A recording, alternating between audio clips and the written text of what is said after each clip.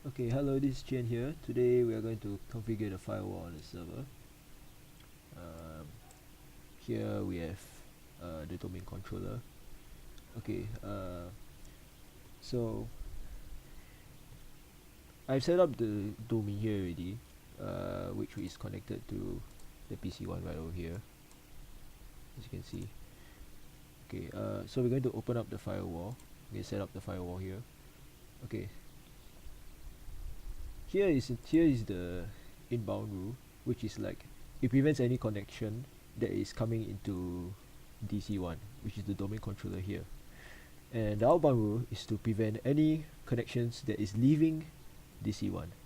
Okay, so right now we're going to demonstrate an example on the inbound rule. So okay,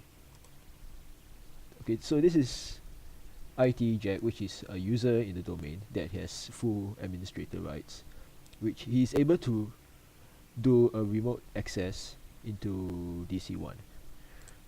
So I'm going to log in first.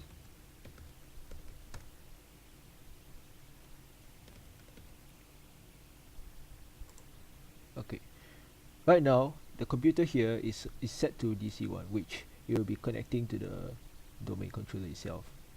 So connect. Okay,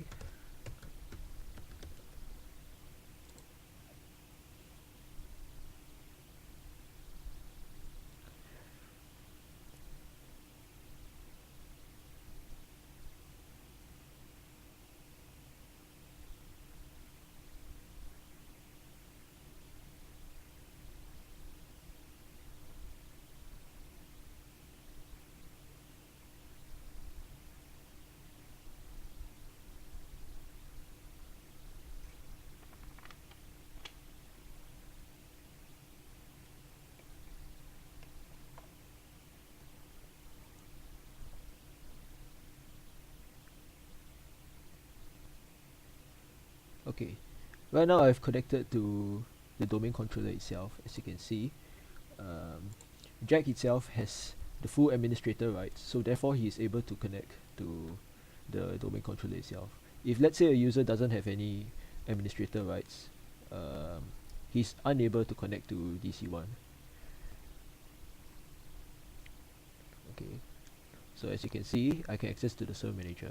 Okay, right now I'm going to configure an inbound rule which will prevent PC1, or like we can say Jack, to connect to the domain controller itself.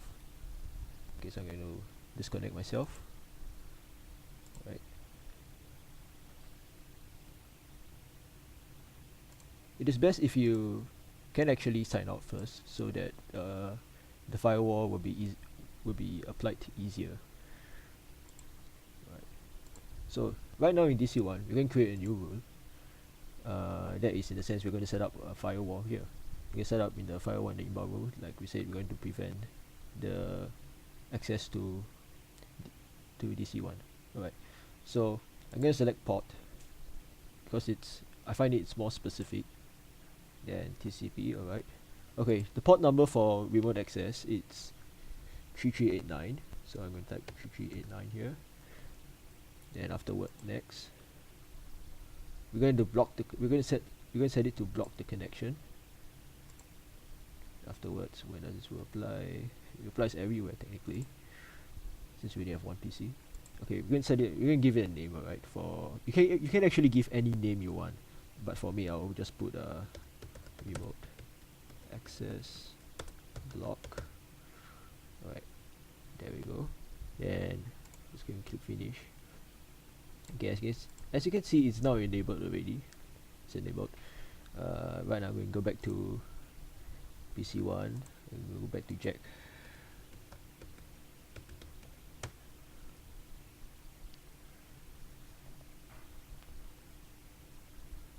Now I'm going back to remote desktop connection.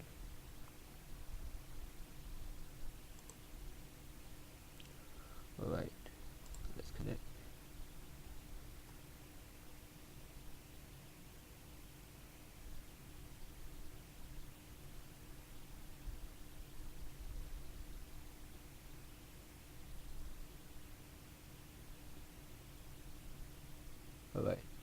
So now you see this error screen here because the fact that the inbound rule has been configured to block port 3389, which is the remote access port. So it will pop up the screen here that it is blocked. Technically, you just say that remote access to service not enabled, computer is turned off, not available on network. So technically, it is being blocked. So now we can't even access to your desktop, right? So this is one example of setting an inbound rule. Now, now here we're going to set an outbound rule, which is to prevent it to connect to the internet. Now we're going to change the switch here to the external switch, whereby you will be able to connect to the internet. External. Now we're going to set it a new rule with the port again as per usual.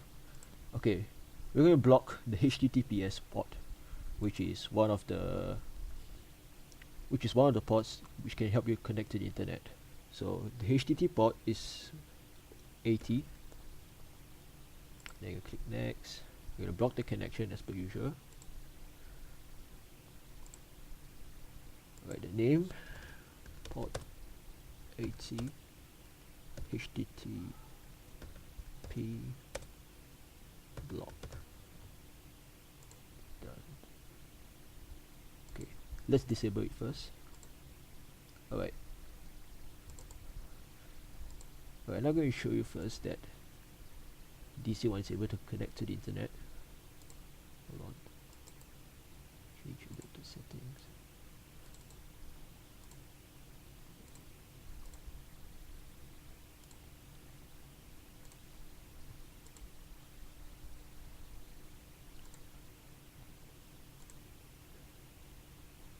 So right now, as you can see, I'll be able to access to Google. Let's go type something like Wikipedia.